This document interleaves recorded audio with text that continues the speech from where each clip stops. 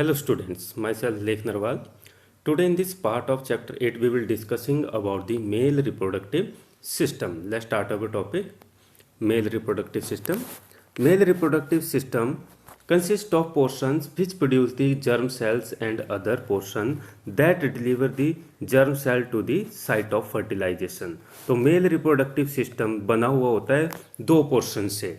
एक वो पोर्शन जिसमें जो है जर्म सेल्स प्रोड्यूस होते हैं और दूसरा वो पोर्शन जो डिलीवर करेगा जर्म सेल्स को जो है साइट ऑफ फर्टिलाइजेशन तक। तो the male reproductive system consist of portion में डिवाइड रहेगा which produce the germ cells, जो जर्म सेल को प्रोड्यूस कर रहा है, and other portion that deliver the germ cell to the site of fertilisation. और दूसरा पोर्शन कौन सा हुआ, जो साइट ऑफ फर्टिलाइजेशन तक जो है जर्म सेल्स को जो है पहुंचा रहा है, डिलीवर कर रहा है। तो दो पार्ट से ये मिलकर बना हुआ है। The formation of germ cells और sperm take place in the testis. जो फॉर्मेशन है जर्म सेल्स की वो कहाँ पर होती है, टेस्टिस के अंदर होती है। अब ये जो जर्म सेल्स हैं इनको स्पर्म्स भी बोला जाता है।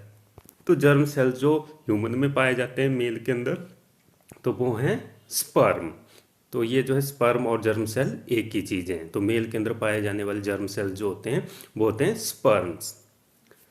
आगे कंटिन्यू करते हैं। These are located outside the abdominal cavity in this scrotum. तो ये कहाँ पर लोकेट होते हैं, आउटसाइड द अब्डोमिनल कैविटी। तो अब्डोमिनल कैविटी के बाहर ये प्रेजेंट रहते हैं।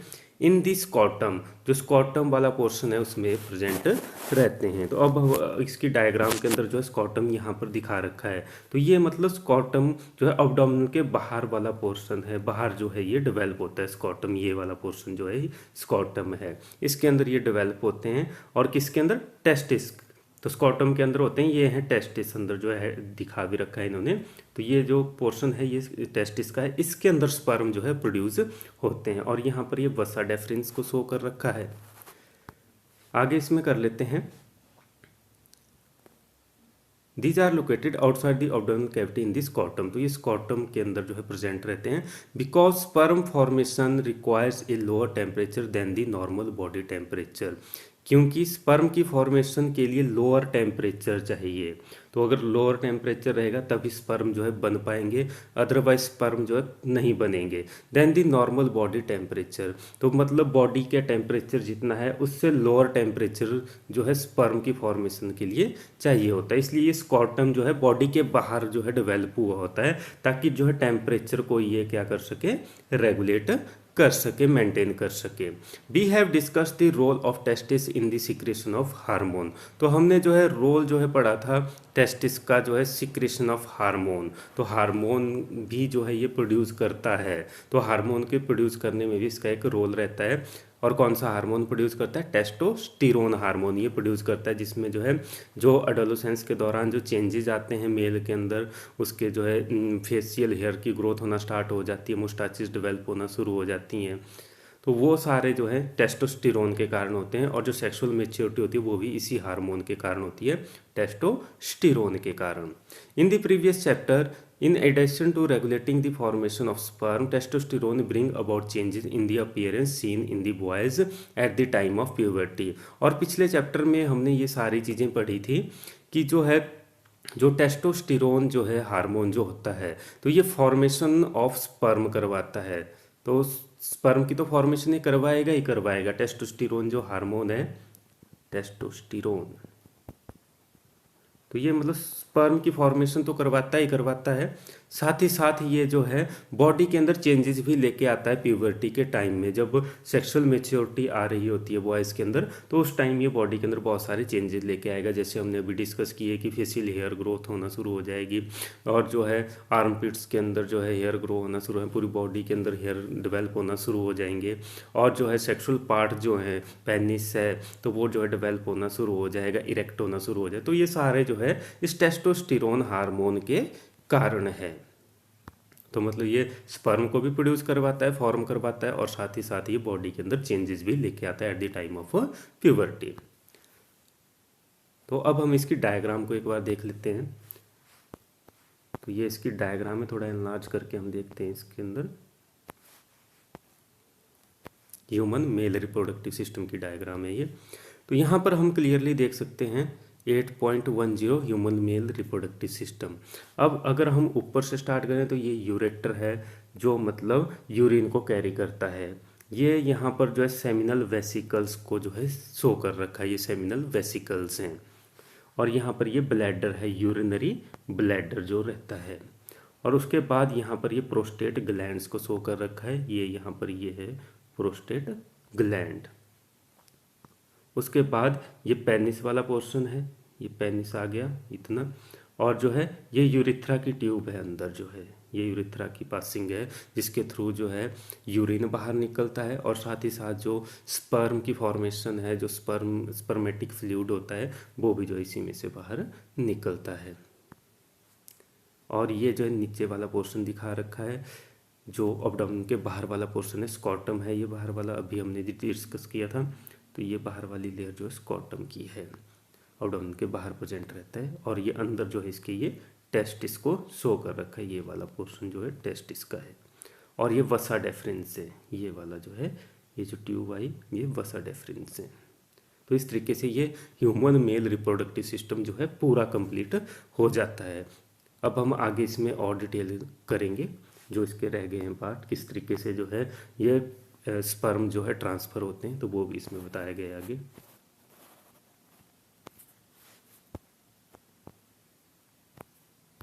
The sperm formed are delivered through the vasa deferens which unite with the tube coming from the urinary bladder।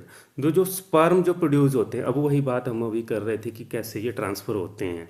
तो जो स्पर्म फॉर्म हो गए तो डिलीवर किए जाते हैं किसके द्वारा? वसा डेफरेंस के द्वारा। अब ये वसा डेफरेंस हमने जो है डायग्राम के अंदर देखा था यहाँ पर, तो उसमें जो है वसा डेफरेंस ये है, यहाँ पर वसा डेफरेंस जो है शो किए हुए हैं। ठीक है, अब इनका क्या काम है? ये डिलीवर करने का काम करेंगे जो स्पर्म प्रोड्यूस होंगे।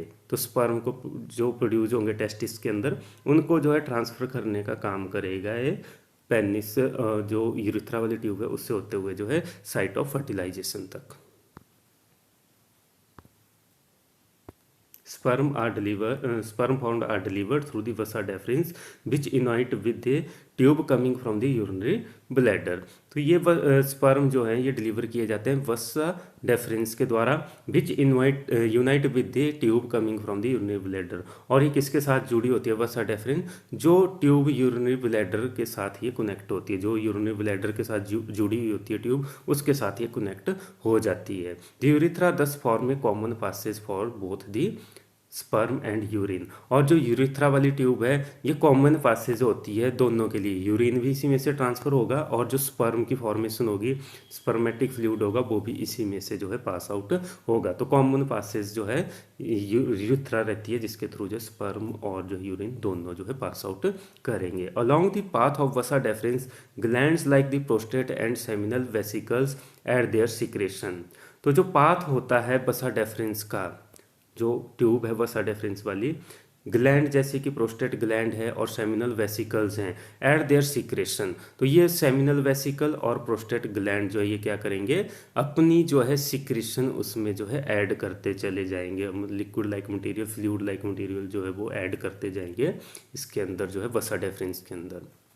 so that the sperm are now in a fluid which make their transport easier। और जो स्पर्म होंगे तो वो कैसे हो जाएंगे? फ्लूइड स्टेट में आ जाएंगे, अकेले स्पर्म नहीं रहेंगे, उसमें फ्लूइड भी फ्लूइड के अंदर मिक्स हो जाएंगे वो। और वो क्या करेंगे? ईजी ट्रांसपोर्ट बना देंगे उसका, जो फ्लूइड जो है किसके द्वारा ऐड किया गया है? सेमिनल वेसिकल के द्वारा और जो प्रोस्टेट ग्लैंड के द्वारा जो ऐड किया गया फ्लूइड। तो जो स्पर्म के साथ मिक्स हो जाए, स्पर्म उसके अंदर मिक्स हो जाएंगे और वो उसकी ट्रांसपोर्ट को इजी बना देंगे। And this fluid also provide nutrition. और ये फ्लूइड जो है उस स्पर्म को न्यूट्रिशन भी प्रोवाइड करेगा, एनर्जी भी प्रोवाइड करेगा मूव करने के लिए, और फ्लूइड से वो इजी ट्रांसपोर्ट हो जाएगा। उसका ये फ़ायदा है प्रोस्टेट और सेमिनल वेसिकल की सिक्रेशंस का। The sperm are tiny bodies that consist of mainly genetic material। तो ये जो स्पर्म होते हैं ये टाइनी बॉडीज़ होती हैं, बहुत छोटे छोटे होते हैं ये। That consist of mainly genetic material, और ये ज़्यादातर जेनेटिक मटेरियल से ही बने होते हैं। And a long tail that help them to move toward the female germ cell. और इनमें एक लॉन्ग टेल होती है जिसके थ्रू वो मूव करते हैं फीमेल जर्म सेल तक, जो है मूव करने में ये लॉन्ग टेल उसकी जो है हेल्प करती है। तो ये था जो है स्पर्म के बारे में, कैसे फॉर्म होते हैं, कैसे वो ट्रांसपोर्ट होते हैं, तो उसके बारे में जो है बताया गया था इसके अंदर। अब इसमें जो है डायग्राम के थ्रू भी थोड़ा एक बार इसके अंदर जो है प्रोड्यूस होंगे स्पर्म। तो यहाँ टेस्टिस में प्रोड्यूस हो गए स्पर्म, तो वो स्पर्म जो है इस वसा डेफरेंस वाली ट्यूब से होते हुए जो है ट्रांसफ़र होंगे, और वसा डेफरेंस वाली ट्यूब जो है यहाँ से होते हुए फिर ये जो है आगे निकलेगी, और यहाँ पर सेमिनल वेसिकल्स के साथ, सेमिनल वेसिकल में जो है स्पर्म जो है पहुंचेंगे। तो यहाँ पर सेमिनल वेसिकल अपनी जो है सिक्रीशन को जो है ऐड कर देगा इसके अंदर, और आगे जब ये जाता जाएगा स्पर्म जो है ट्रैवल करते जाएंगे, तो यहाँ पर प्रोस्टेट ग्लैंड भी अपनी सिक्रीशन ऐड कर देंगे। इस तरीके से जो फ्लूइड होगा उसके अंदर स्पर्म जो है तैरना शुरू हो जाएंगे, और ये सेमिनल वेसिकल और प्रोस्टेट ग्लैंड की जो सिक्रीशन है वो इसको जो है ट्रैवल करने में हेल्प करेंगी, मूव करने में हेल्प करेंगी, और इस तरीके से फिर ये उस फ्लूइड के साथ जो है स्पर्म जो है पहुंच जाएगा, और इस यूरिथ्रा वाली ट्यूब से होते हुए, जो कि कॉमन पासेज है यूरिन के लिए और स्पर्म के लिए, उसमें से होता हुआ फिर ये जो है जो फीमेल जेनाइटल ट्रैक है उसके अंदर से होता हुआ फिर जो है जो फीमेल जर्म सेल रहेगा तो उसके साथ वो फ्यूज कर जाएगा और फर्टिलाइजेशन कंप्लीट हो जाएगी। तो ये तो एक पार्ट जो है मेल रिप्रोडक्टिव सिस्टम का, जिसमें स्पर्म की फॉर्मेशन के बारे में आज हमने किया। तो ये जो है पूरा कंप्लीट हो गया है। तो इसमें हमने सारे जो है किस तरीके से ये फॉर्म होता है और किस तरीके से ट्रैवल होता है जो है यूरिथ्रा के थ्रू जो है फीमेल जेनिटल ट्रैक के अंदर और जो है फीमेल जर्म सेल तक, तो वो हमने किया। अब आगे जो है हम करेंगे फीमेल रिप्रोडक्टिव सिस्टम के बारे में। That's all in this video. Thank you.